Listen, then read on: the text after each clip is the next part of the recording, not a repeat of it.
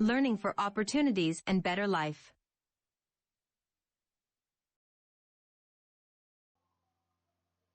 السلام علیکم. امین ببرگزایی هستم. در ویدیوی آموزشی باز کردن و ثبت کردن دیتابیس و آبجکت با شما هستم. در اکسس کار ثبت کردن و باز کردن با تفاوت اندکی نسبت به پروگرام‌های دیگر مثل ورد و اکسل صورت می‌گیرد. پس ضرور است که قبل از اینکه در دیتابیس تغییر بیارین بدانید که دیتابیس چه قسم کار می‌کند. کار خود را با باز کردن دیتابیس شروع می‌کنیم. بعد از اینکه به بک‌استیج ویو رفتین، بالای اوپن کلیک می‌کنید.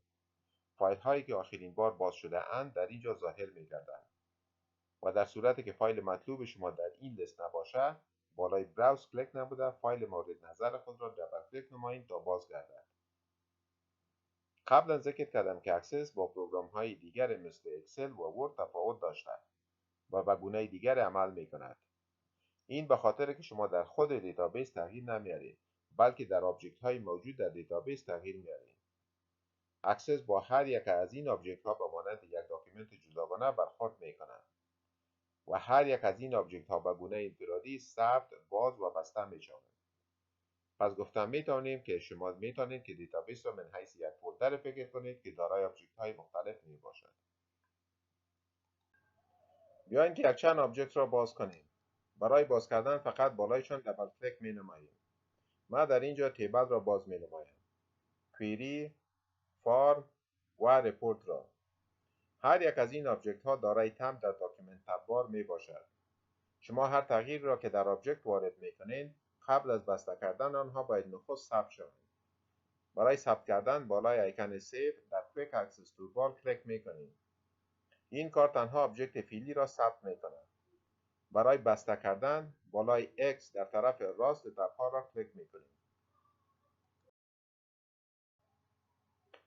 هرگاه خواهان تغییر دادن نام آبجکت باشید در نویگیشن پن بالای آبجکت مطلوب رایت کلیک کرده و رینیم را انتخاب می کنید. نام مورد نظر خویش را برایش تایپ می نمایید. حالا برای بسته نمودن دیتابیس بالای فایل تب کلیک می نماییم و از لیست کلوز را انتخاب می نماییم. در اکسس ملاحظه کردید که شما دیتابیس را ثبت نمی نمایید بلکه هر یک از آبجکت های موجود در دیتابیس را به گونه جداگانه ثبت می نمایید که این کار در شروع یک اندازه عجیب به نظر می آید اما با مرور زمان مفهوم را درک می نمایید. بخصوص زمانی که شما این نکته را در ذهن داشته باشید که دیتابیس یک چیزی به مثل فولدر می باشد که دارای آبجکت های مختلفی چون تیبل که قلب دیتابیس می توان نامیدش، فارم، کویری و رپورت می باشند. با درک این نقطه اصطلاح دیتابیس برای شما واضح می گردد.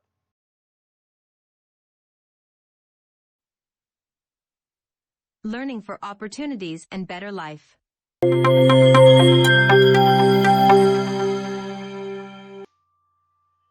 داول دقیق خوانیز ویدیو چاپشی محتویات کچیر ویدیو مخواهد شوی نو ضروری لایک و شیر کرد او که چینل دا نوی است نو سابسکرایب دور مهی روی گنگری یا زنگولیت هم تک وکی ترسول طول نوی ویدیوگان سخه پر وقت خبر شد.